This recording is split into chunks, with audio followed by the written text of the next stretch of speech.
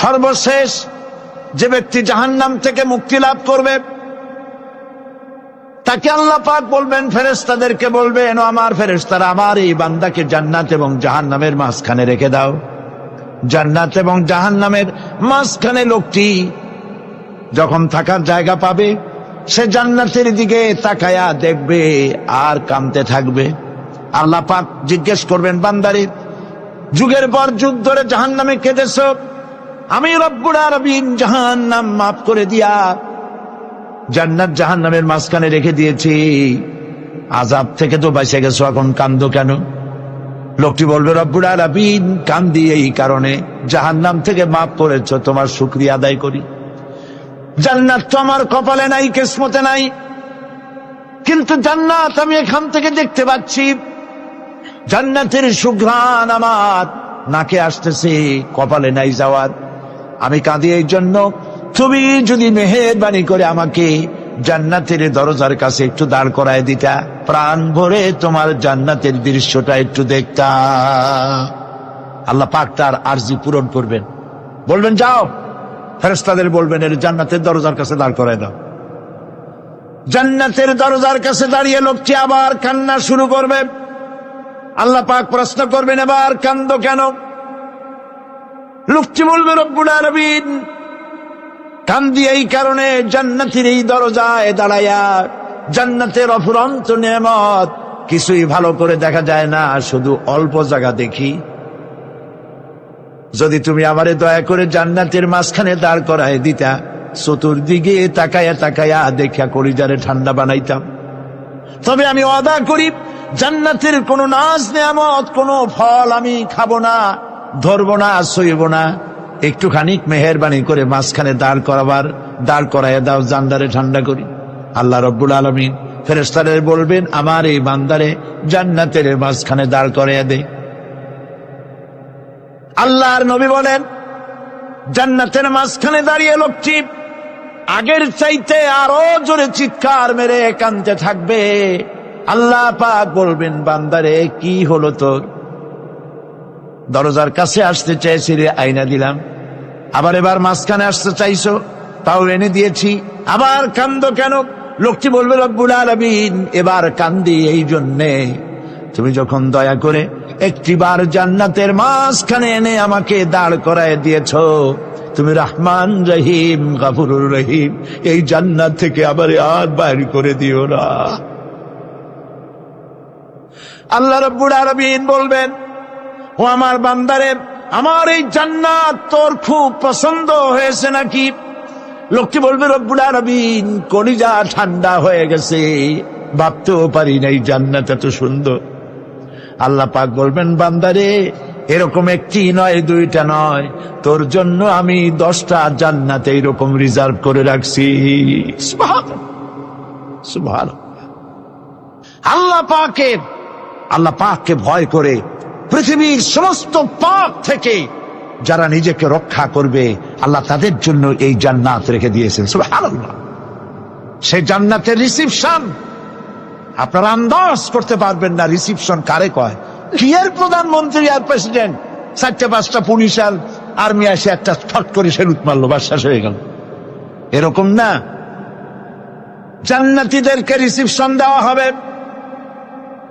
জান্নাতীরা যখন আল্লাহর হুকুমে জান্নাতের দিকে যেতে লাগবে, আর যখন জান্নাতের কাছে চলে যাবে, আল্লাহ রাব্বুল আলামিন শোনায় দিচ্ছেন, হাত্তা ইযা জাউহা ফুতিহাত আবওয়াবুহা ওয়া ক্বালা লাহুম খাযানাতুহা সালামুন আলাইকুম তিবতুম ফাদখুলুহা খালিদিন। সুবহানাল্লাহ। জান্নাতীরা যখন জান্নাতে প্রবেশ করার দরজার মুখোমুখি হবে, তার রক্ষীগণ তখন বলবে, সালামুন আলাইকুম, আল্লাহর শান্তি তোমাদের উপরে বর্ষিত হোক। সুবহানাল্লাহ। দুনিয়ার টাটকা টাটকা সুখগুলি 2 পা দিয়ে ঠেলে দিয়েছ, টাটকা সুখগুলি গ্রহণ করো নাই, হারাম খাও নাই, আল্লাহর দ্বীন কায়েমের জন্য রক্ত দিয়েছো, জীবন দিয়েছো, কষ্ট করেছো, আল্লাহকে ভয় করেছো। আমাদের সালাম গ্রহণ করো, জান্নাতের মধ্যে ঢুকে যাও চিরকালের জন্য। সুবহানাল্লাহ।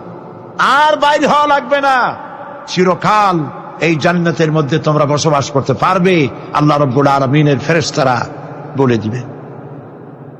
জান্নাতের মধ্যে আল্লাহ পাক হুরদের সঙ্গে জান্নাতীদের বিয়ের ব্যবস্থা করে দিবেন।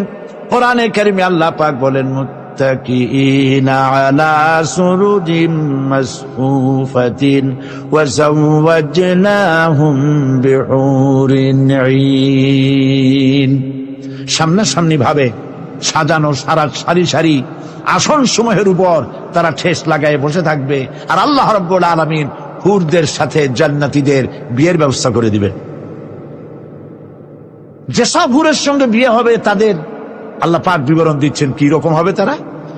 লাম ইয়াতমিসহুন্না ইনসুন ওয়ালা জান।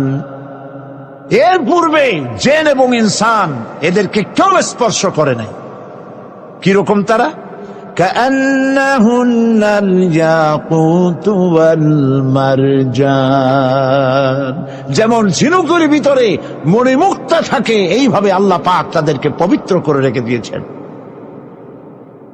আমার প্রিয় ভাইরা, আল্লাহ রাব্বুল আলামিন কোরআনে কারীমের ভিতরে বলেছেন, ফাবিআইয়ি আলা'i রাব্বিকুমা তুকাদ্দিবান।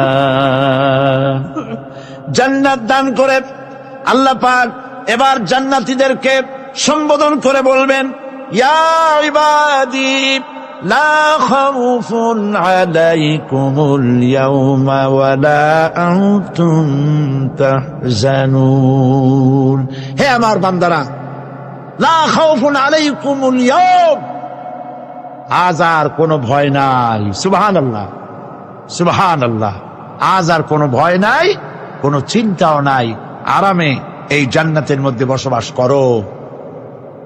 এরপরে আল্লাহ পাক জিজ্ঞেস করবেন, ও আমার জান্নাতীরা, আমি যেসব ওয়াদা করছিলাম আমার ওয়াদা মোতাবেক সমস্ত নিয়ামত পেয়েছো?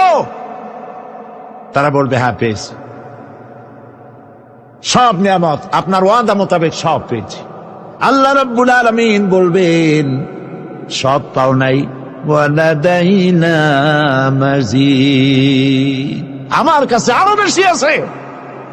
সুবহানাল্লাহ, আমার কাছে আরো বেশি আছে।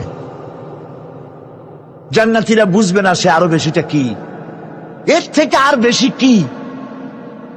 প্রিয় ভাই সব, নবী করিম সাল্লাল্লাহু আলাইহি ওয়াসাল্লাম বলেছেন, জান্নাতের সুখ আর শান্তি কোন চোখ নাই যা দেখেছে, যা কোন অন্তঃকরণ নাই যা কল্পনা করতে পেরেছে। এই জান্নাত মুত্তাকিদের জন্য আল্লাহ রাখছেন। সুবহানাল্লাহ। জান্নাতীরা ভাবতেও পারবে না সেই নিয়ামতগুলি কি।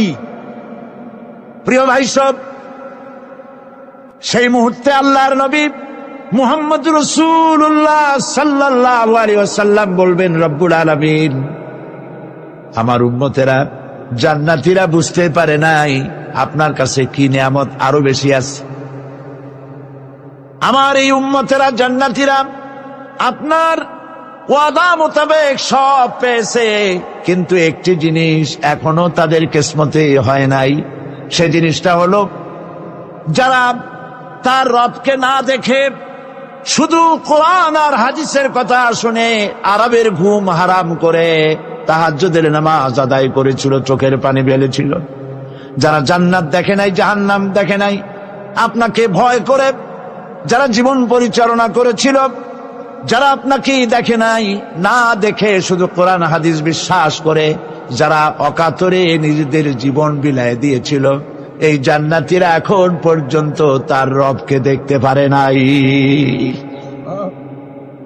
আল্লাহ রাব্বুল আলামিন তার সামনে থেকে ৭০,০০০ পর্দা সরে যাবে।